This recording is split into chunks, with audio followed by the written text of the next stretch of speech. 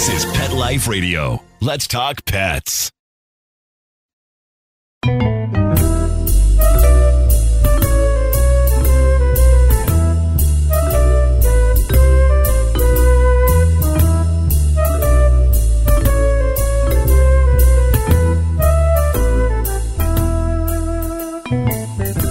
Hello, feline friends, and welcome to Catitude. I'm your show host, Michelle Fern.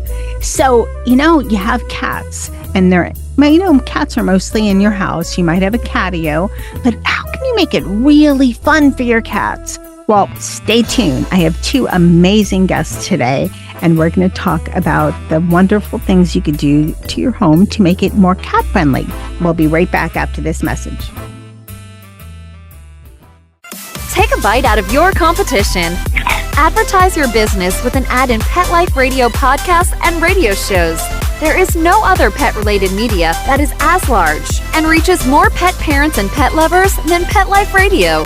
With over 7 million monthly listeners, Pet Life Radio podcasts are available on all major podcast platforms. And our live radio stream goes out to over 250 million subscribers on iHeartRadio, Odyssey, TuneIn, and other streaming apps. For more information on how you can advertise on the #1 pet podcast and radio network, visit PetLifeRadio.com/advertise today.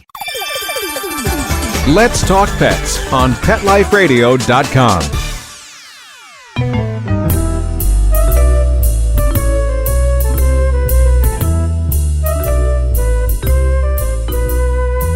Welcome back, everyone. I'd like to welcome Pam Johnson-Bennett. She is a best-selling author and a cat behavior expert.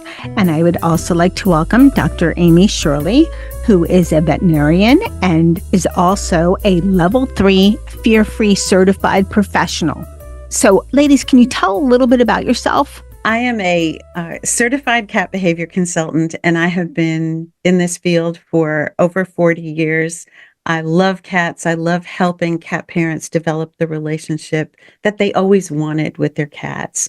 I have written 8 books, and I do private consultations, and I lecture, and I will just lecture you about your cat's behavior any chance I get. Thank you. And Dr. Shirley? Yes, thank you so much for having me. I'm Dr. Amy Shirley, and I have a veterinary hospital where we see primarily small animals, dogs and cats. I also have a love for felines, and so also for behavior. And so we have joined with fear-free certification in order to have a fear-free practice. And what that means is that we do kind of join the physical health of your pet as well as their emotional health. And so we look at stress as it relates to coming into the vet office.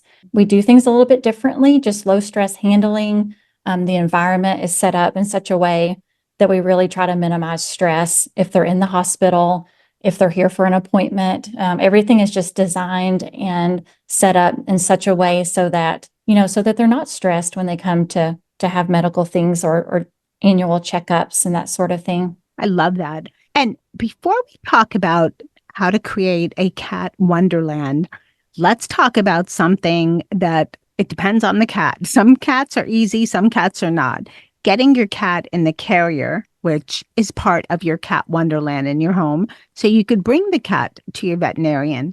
Dennis will walk in. The other two, I had to cancel an appointment once. I couldn't get her in the crate. So what are some things we could do? And before we get into creating a cat wonderland, let's talk about how we can make the cat carrier more cat friendly. You want to start with training, and it's never too early. If you have a kitten, get that kitten comfortable with being in a carrier. And I recommend a kennel type carrier, the plastic one where it comes apart, and you just leave it open. You leave the door open, or you can take the door off, put a towel in there, get the cat comfortable with using that as a little hideaway. Feed the cat around the carrier, toss treats around there, and eventually inside the carrier.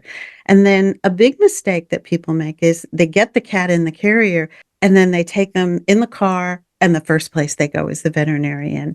And so the cat is terrified of being in the carrier, terrified of the motion of the car, and then the visit ends up at the veterinary clinic. So the association of the carrier is, oh my gosh, I hate this. So you want to get the cat comfortable with being in the carrier, being in the car, the sound of the car being turned on, in each subsequent session, then driving around the block and not always ending up at the veterinary clinic. And I also recommend, and Dr. Shirley can talk more about this on her end of it, on the receiving end, is go to the veterinary clinic for hello visits, get the cat comfortable with, being touched and being in that veterinary environment where nothing happens.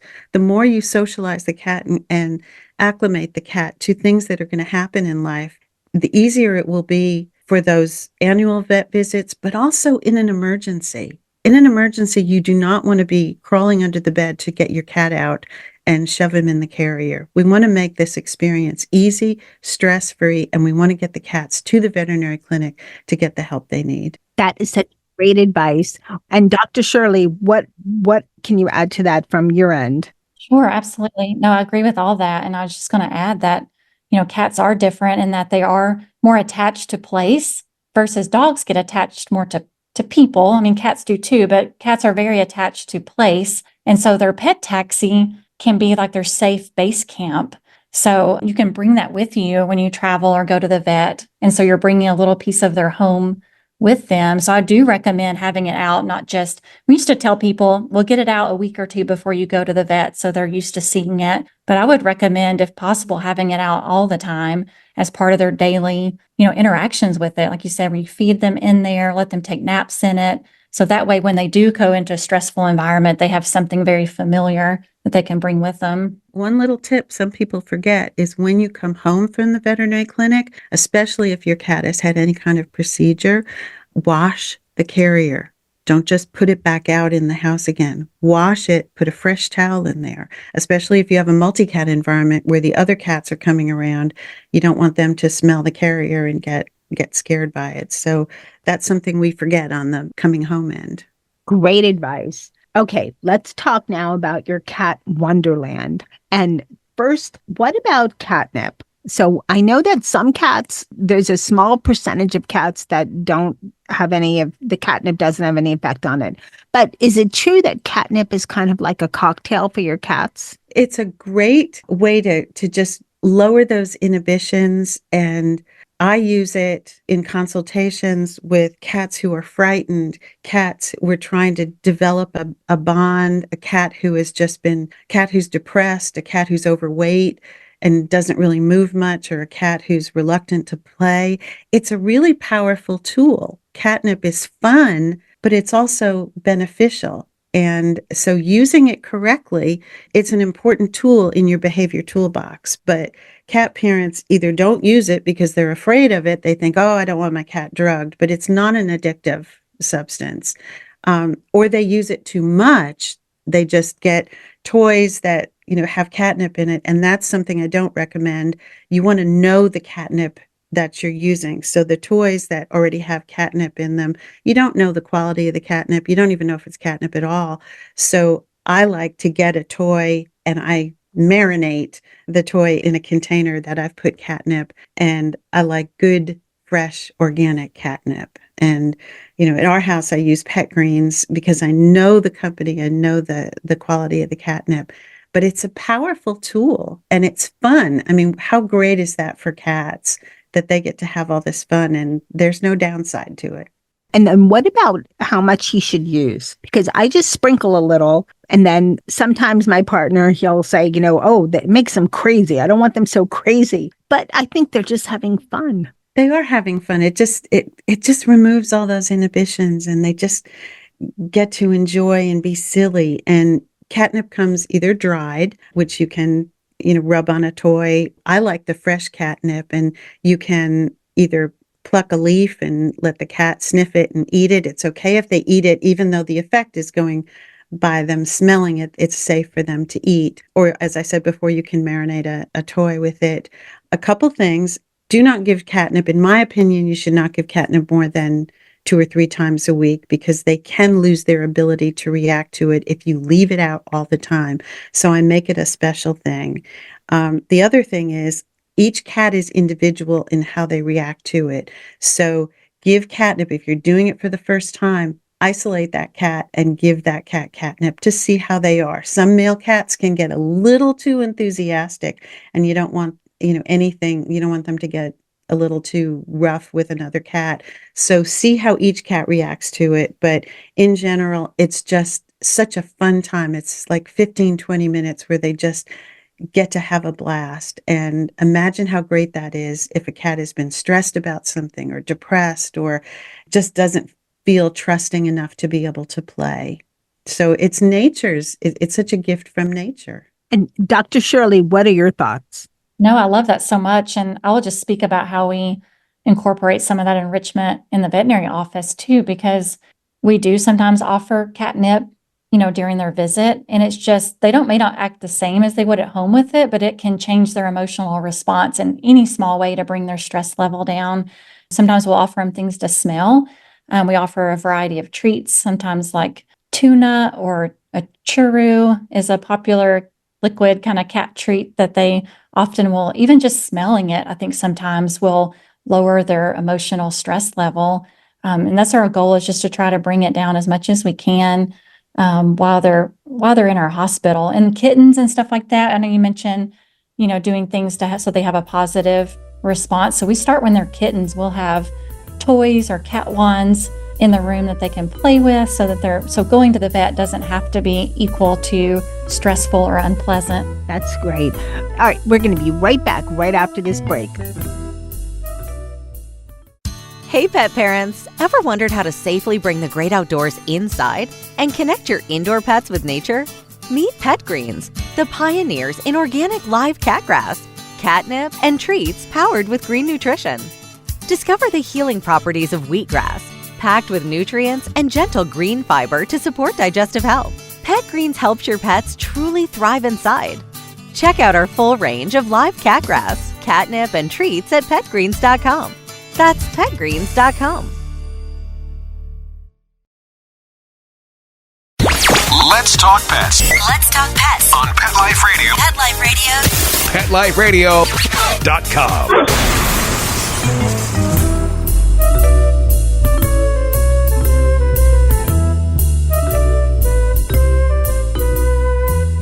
Welcome back, everyone. We're talking to Pam Johnson-Bennett and Dr. Amy Shirley about catnip and all kinds of wonderful things you could do for your cat at home. So how can we tap into our cat's natural hunting instinct at home and, make things fun for our cat?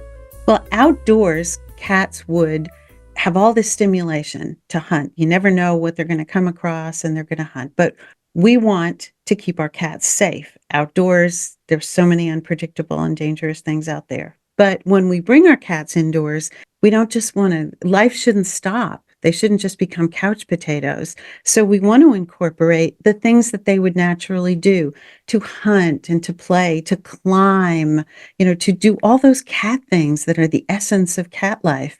And so since you don't have to bring in a mouse for them to hunt, you can use an interactive toy, which is basically just a fishing pole toy, the type that has a wand, a string, and a toy on the end. And the great part about that is if you do that at least a couple times a day for a minimum of 15 minutes each, then on a regular basis, you're giving your cat that stimulation so that not only physically is it beneficial because they're getting to move, it's mentally beneficial because they're engaging what's natural for them. And it's a great bonding experience for you. So interactive playtime, a couple times a day. And the key is move the toy like prey. We don't want to have the toy waving around like crazy and the cat never gets it, because that's not how they hunt. They use their brain and their stealth as much as they're jumping and leaping.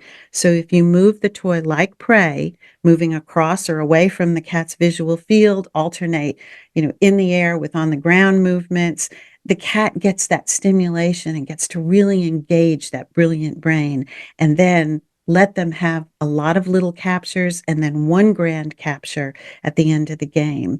And that's a great way to start with enrichment. That just letting your cat have fun. Dr. Shirley, what are some things that you would suggest to a pet parent to, add some cat fun to their home? Yeah, so I love that. And I love that it also, is good for their physical health too. Like we see a lot of obesity in our feline patients. And so really encourage people to portion feed and having that 15 minutes of playtime a couple of times a day can keep their muscle tone up and try to prevent excessive weight gain as well. You want to provide the cat with what they would naturally have. So, example, we talked about playtime. Yes, they would naturally hunt. So you do that through playtime. Scratching posts. Cats would scratch outside, whether it's on a tree or a fence post. So you want to have a good, rough scratching post. Cats would climb outside. So you want to have climbing structures, whether it's a cat tree or sturdy cat shelves. You want to let the cat be able to engage in natural behaviors in the indoor environment. And that's the key to enrichment, so that the cat isn't just, well, I have nothing to do, so all I'm going to do is eat or sleep or hide under the bed. You want them to have those adventures so that they are engaging in normal, natural, and beneficial behaviors. Okay. And what about taking some of their toys away? Because I've heard sometimes when they get overloaded when there's too much in front of them. Well, you can rotate toys. You don't have to have 10,000 toys out. You can rotate them and it'll be like new, and you can marinate little solo toys in catnip, and then that becomes a brand new toy. Interactive toys, I recommend that you have something that you can be a bird with. You have something that could be like a snake, something that could be like a bug or a mouse, because cats are opportunistic and they don't know what prey is going to be available. So this way you give them the opportunity to use a different hunting technique. It's not so much how many toys, it's how you use them. And also with solo toys, I don't just put them in a toy basket or a box. I strategically place them for my cat to find during the day so that she has these little opportunities to hunt. A little fuzzy mouse I might put on the edge of the perch of her cat tree with the tail hanging down, or I might have a mylar ball just peeking out from the leg of a piece of furniture, or I'll take a paper bag that doesn't have any handles on it, put it on its side, and I'll stick a toy in there so that when she walks into the room, she sees the bag, looks in there, sees something, and dives in there and plays for a while. So you can set it up, little things, so that they have these little moments of playtime throughout the day when you're not around. Those are some great ideas.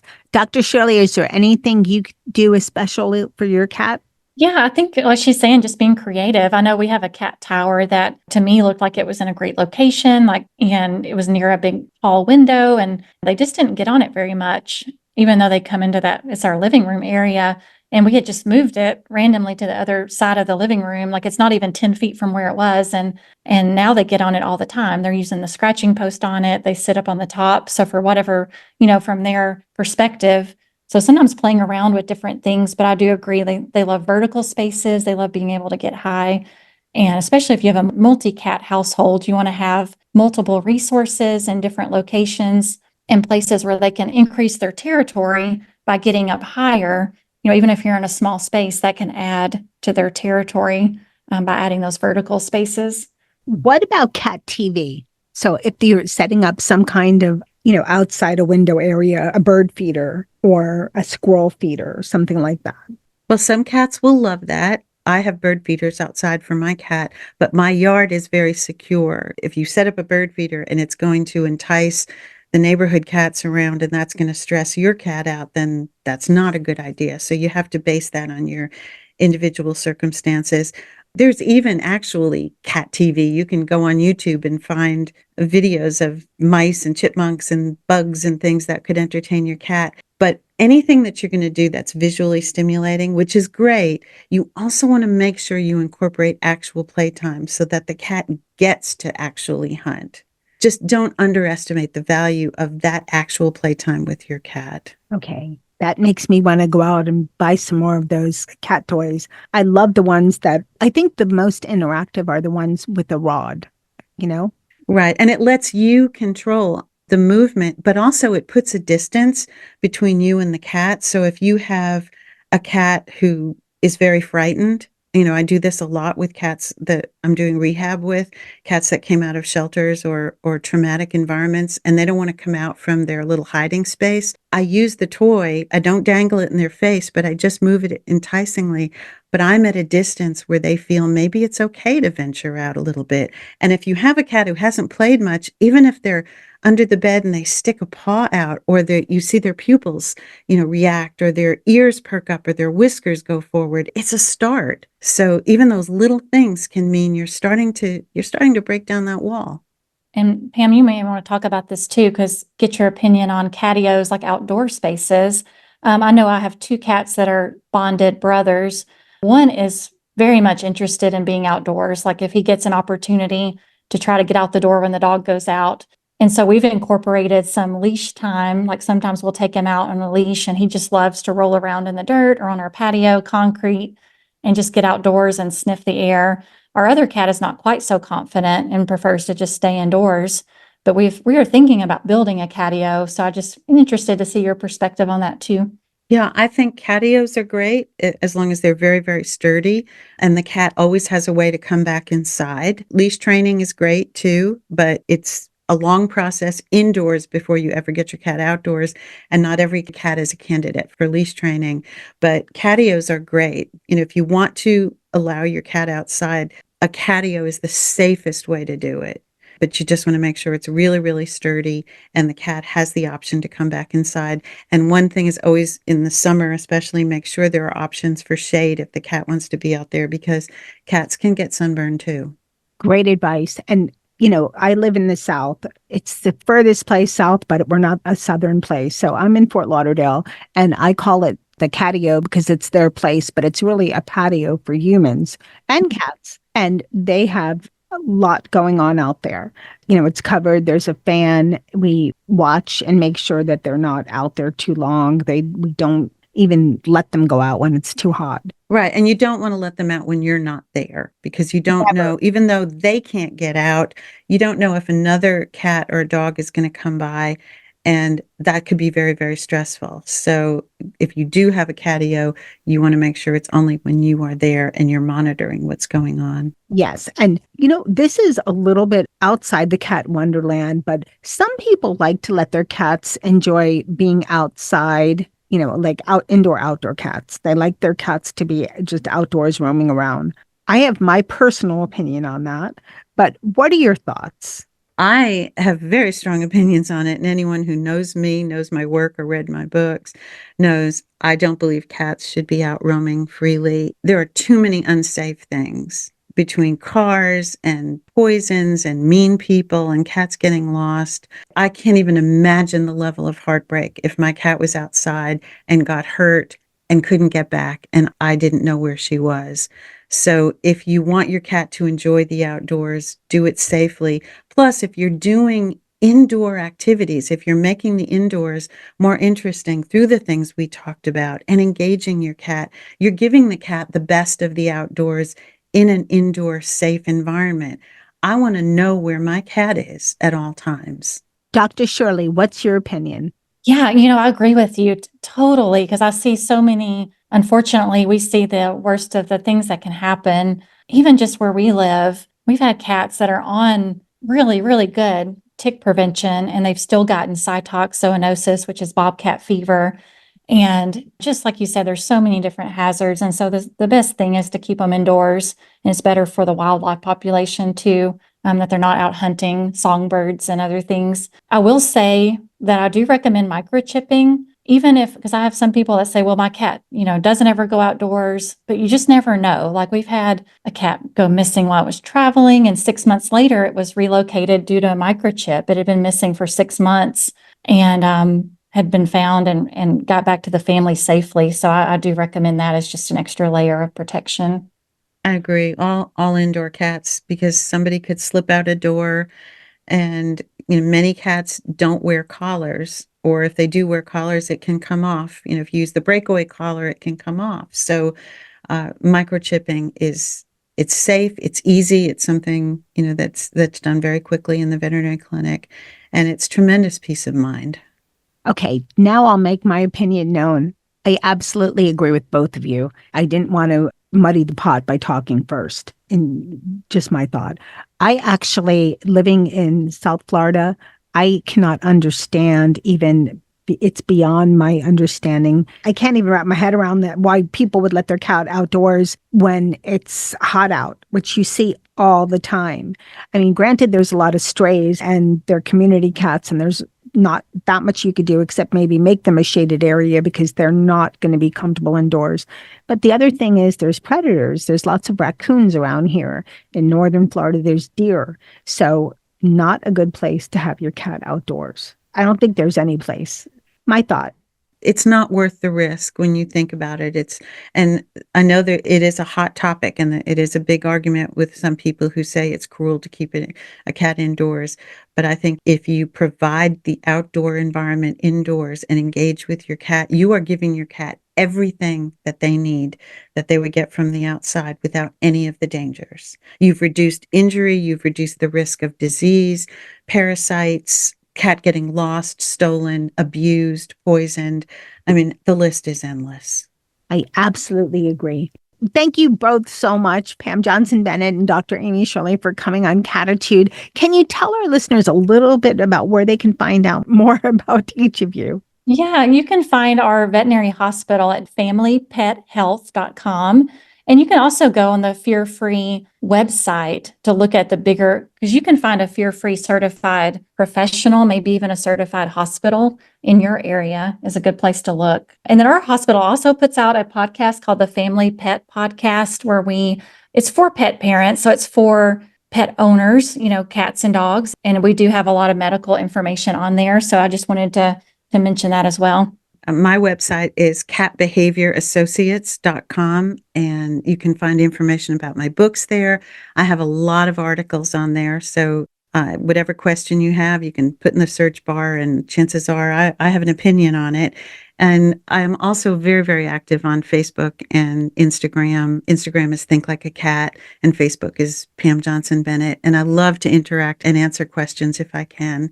So I just want to get the education and have pet parents have the relationship they want with their cat that they always dreamed about having.